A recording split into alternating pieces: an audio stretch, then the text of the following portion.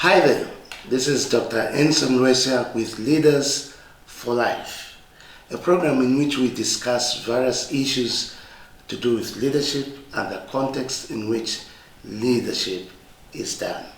I'm so delighted to be with you. Today we begin a series that may take us about 3 weeks. We want to deal with the subject of you as a leader. You as a leader. That's a bigger series that I want to deal with, and I'm using a book that I have written. It has been with us for the past 4 years, 5 years or so, and in this book we've been dealing with a lot of aspects of leadership, and I want to use that book as a background. And one of these days, if you follow the topics and you can be able to tell me the titles of each episode every week, I'll be able to donate any copy to you. Today I want to talk about the image of God in us. The image of God in us.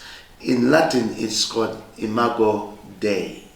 The image of God in us. Why do I talk about the image of God in us? Because it is the blueprint for leadership. It's a blueprint for leadership. It is the foundation and it's the DNA that gives us the capacity to lead. There is no time like today in which the demand for great leadership or great leaders is echoed again and again.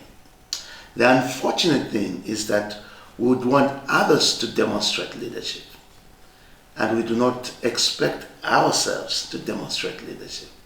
So we blame others for not rising up to the occasion, but we forget that you and I are supposed also to rise up to the occasion. That's a reason we want to emphasize you as a leader. You as a leader. So we would want to really put ourselves in the equation. We would want to put ourselves in the context of leading, in the context of leadership. So there is no time in which we can be able to look at others and forget that we should be there too. When God created human beings, He created all of them in the same image, in His own image. Why?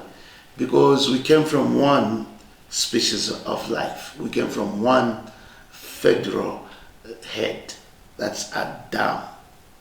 And Adam, when he was being created, God breathed into him His spirit, which is the essence of His image in us, which is the essence of His likeness in us. And from Adam, every one of us we've come. Every one of us we've descended from Adam. So we all are equally, made in the image of God. Because we have one federal head, Adam. So whatever God deposited in Adam, you have it. Whatever God breathed in Adam, I have it. So every one of us, we have the same attributes, same capacity in being the best we can be, just as Adam was. That is called the image of God, the imago Dei in Latin, as I said already. The image of God is the capacity that God breathed in Him, the capacity that is like God, because God breathed out of Himself, breathed into us. God breathed His capacity into us. God breathed His likeness into us. And that likeness came with strength, came to be like God.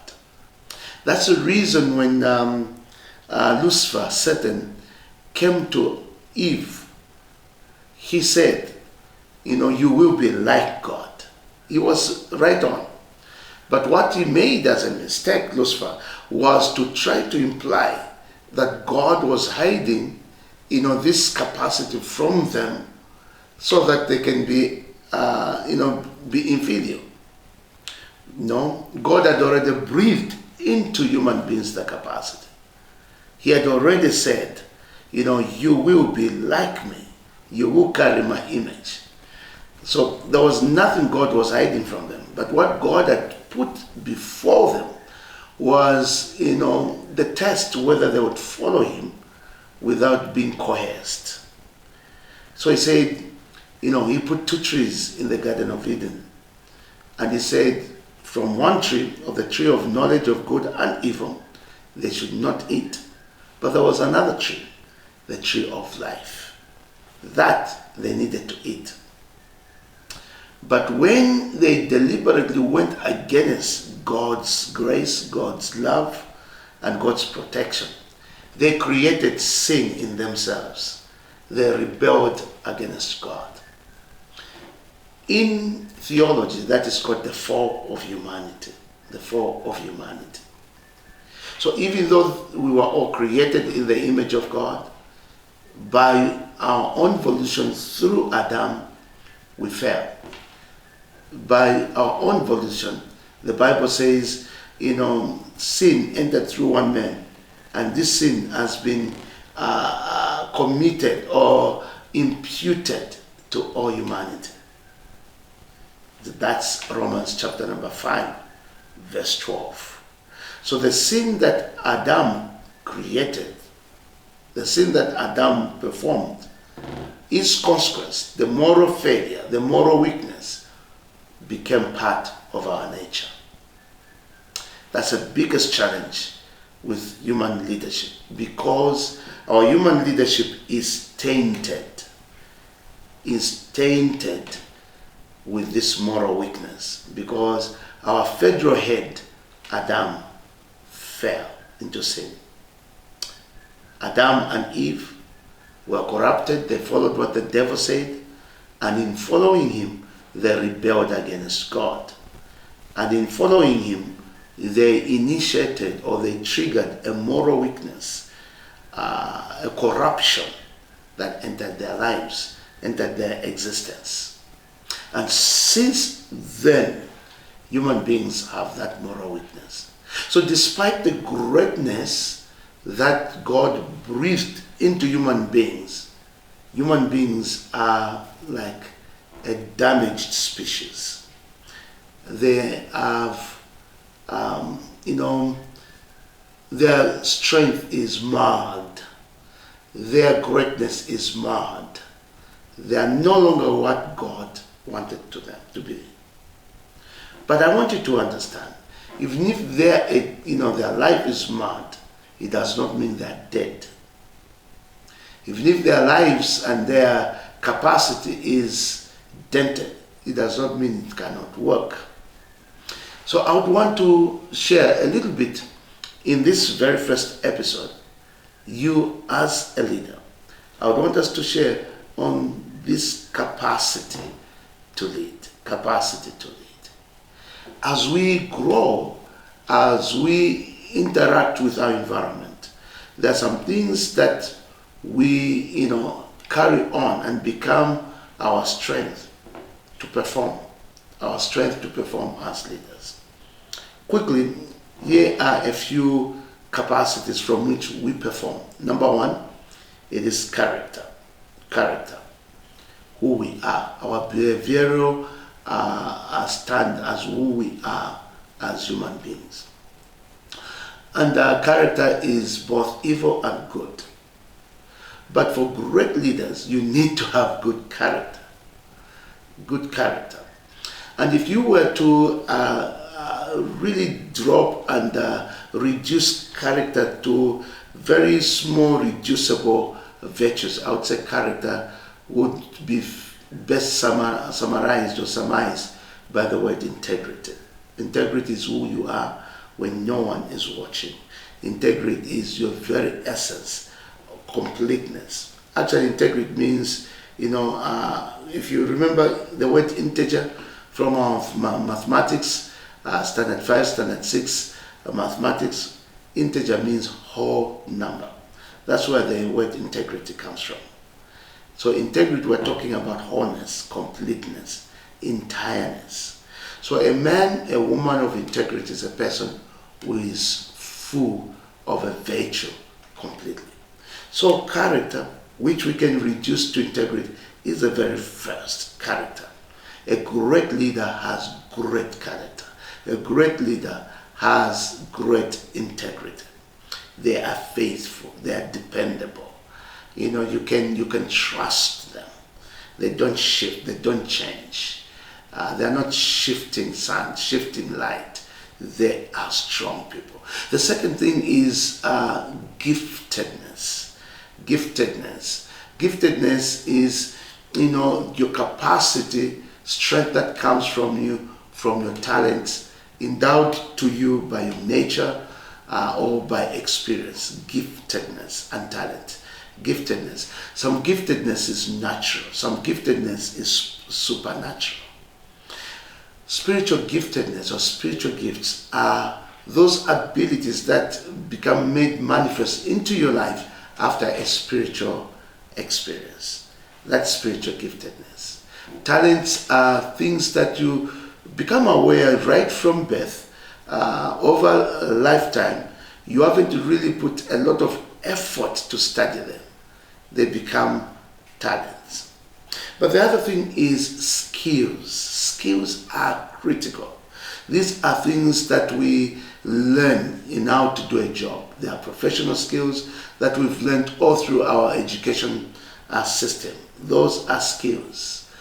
From right in standard 1, we learn skills. We learn language skills. We learn, numerical skills. We learn conflict arbitration skills. We learn, speech skills. They're all different skills that we learn through our lifetime. These skills are the capacities to perform. Then the other one is the knowledge base and wisdom. This is the content of information about the things that you are involved in. The content of information, of data into which you are involved in, and you act from a body of knowledge. You act from a sense of data and knowledge of something that you're going to do. While wisdom is the application of that information, which you are using at the junctures of judgment, decision, choices, discernment. That's wisdom. So you use your knowledge to make decisions, to make choices. All these are your capacities to perform, your capacities to lead. The last one, which is very critical, is your experiences. Your experiences over a lifetime, good and bad, becomes your foundation where you glean lessons to use as you lead others.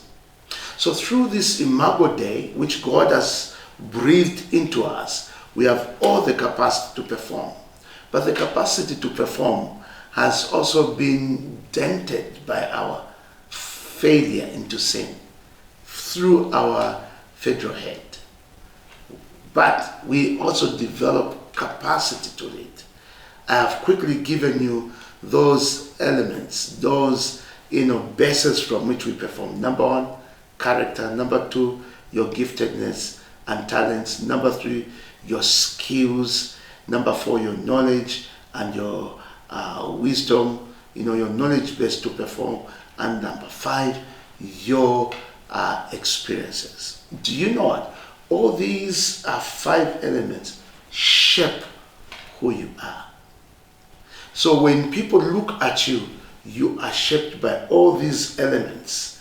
So when you walk into a place of performance, your work, your leadership context, you come with those elements. It is important for us to understand that you as a leader, you have the capacity to lead. Well, today it has been a very lovely time for me to introduce this subject of you as a leader, and beginning at the Imago Day, the image of God. We've quickly gone through what it is and what it means, and then the capacity that are presented to you, which you use to lead. Well, I would want you to clearly follow every topic. If you can be able to write down the topic heads, because down the road, maybe 2 weeks, 3 weeks from now, I would want you, to interact with me, send the topics, and then I'll send you a book that I am teaching from. This is a lovely book that we've written. It's called Lead On, and that's where I'm getting all this knowledge and the experiences. Well, may God richly bless you. It has been wonderful to be with you. Shalom from us. God bless.